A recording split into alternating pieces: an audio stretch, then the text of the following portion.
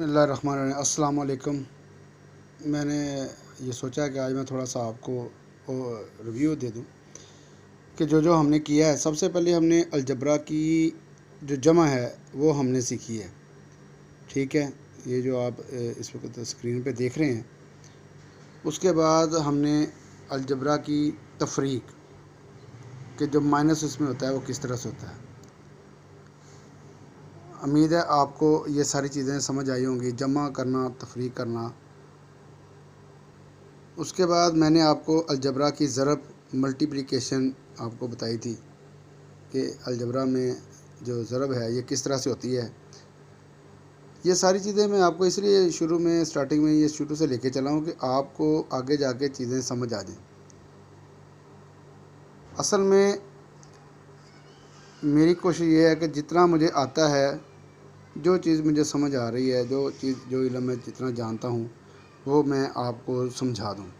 Algebra की तकसीम ये भी आपने अच्छे तरीके से समझ ली है। उम्मीद है आपको ये समझ आ गई होगी, क्योंकि हमने आगे जाके आपको एक दो सवाल कराए हैं जिसमें ये सारी चीज़ें इस्तेमाल होनी थी। उम्मीद है आपको वो काफ़ी समझ आई होंगी। ये क्वेश्चन जो हमने सॉल्व किया था ये आपने वीडियो में देखा होगा। उसके बाद ये क्वेश्चन है, ठीक है, जो मैंने आपको समझाया था। उम्मीद है आपको इसकी समझ आई होगी। आखिरी वीडियो में आपने प्रूव किया था हमने x3 + y3 = x + y into x + ω y into x + ω²y। तो ये हमने प्रूव किया था। उम्मीद है आपको ये समझ आ गई होगी। मेरा मकसद आपको मैथमेटिशियन बनाना नहीं है कि आप लोग हिसाब करना सीख जाएं। मेरा मकसद आपको कम से कम इतना हिसाब समझाना है कि जो चीज़ें मैं आपको बताना या समझाना चाह रहा हूँ मुस्तकबिल में, उसके लिए इतनी थोड़ी समझ बूझ होनी चाहिए कि आप जमा, तफरीक, तकसीम, ज़रब, अलजबरा के सवाल करने का मतलब ये थोड़े से जो दिमाग को ना ये तेज़ कर देते हैं, आम आदमी को थोड़ा सा ज़रा ख़ास बना देते हैं और वो बाकी चीज़ें समझने लग जाता है। तो मैं आपको बताता हूँ कि मैं मुस्तकबिल में आपको क्या सिखाने वाला हूँ, क्योंकि जितना मुझे आता है, जो मुझे समझ है, मेरी कोशिश है कि मैं सब लोगों को बता दूँ।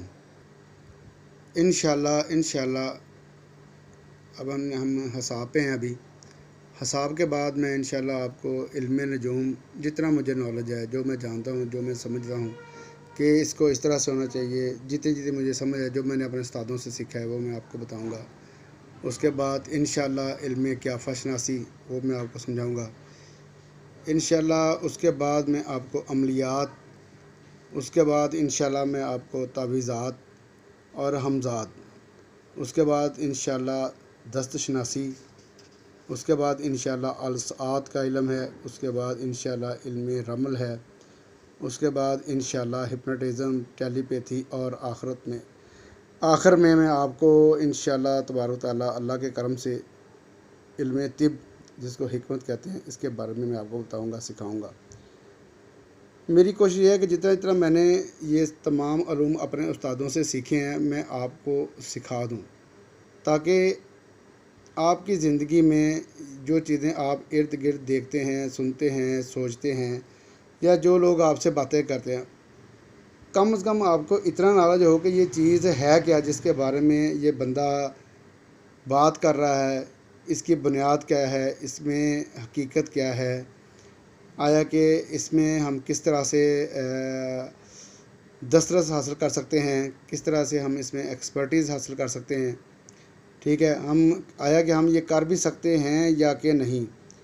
ठीक है, इसमें इंशाल्लाह हम कोशिश करेंगे कि आपको थोड़ा थोड़ा आहिस्ता आहिस्ता करके आपको समझाएं, ताकि इंशाल्लाह आपको समझ आ जाएगी। अस्सलाम वालेकुम।